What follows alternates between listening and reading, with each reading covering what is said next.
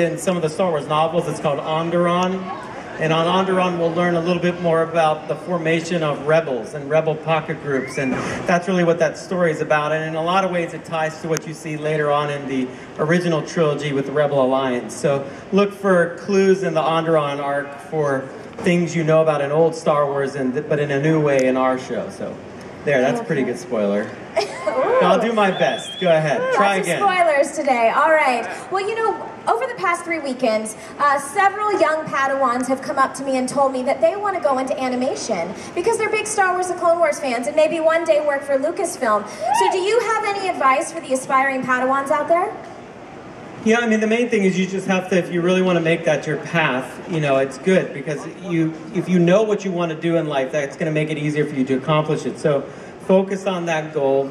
Meet people in your industry, you know, talk to them when you can. Whether it's, you know, making a big film or just local films, you need to get in the community of people that do what you love, and that's the best way that you can get to where you want to be, because you're going to need help no matter how talented you are.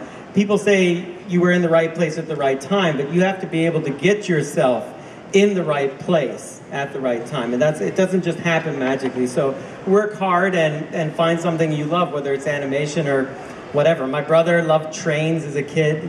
My brother works for the railroad. He's as happy doing that as I am working on Star Wars. So just, more importantly, just find your passion and go with that.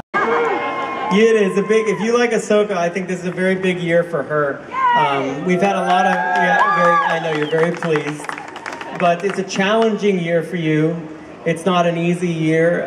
You're growing up in a lot of ways. We started with you when you were a character that's more like 14 years old. You're more around 16-ish now, and you know, you've got interesting dilemmas, this boy, Lux, and all kinds of problems. So we're gonna sort all that out and you know, tune in to see how that goes. And by the end of the season, it's gonna get interesting.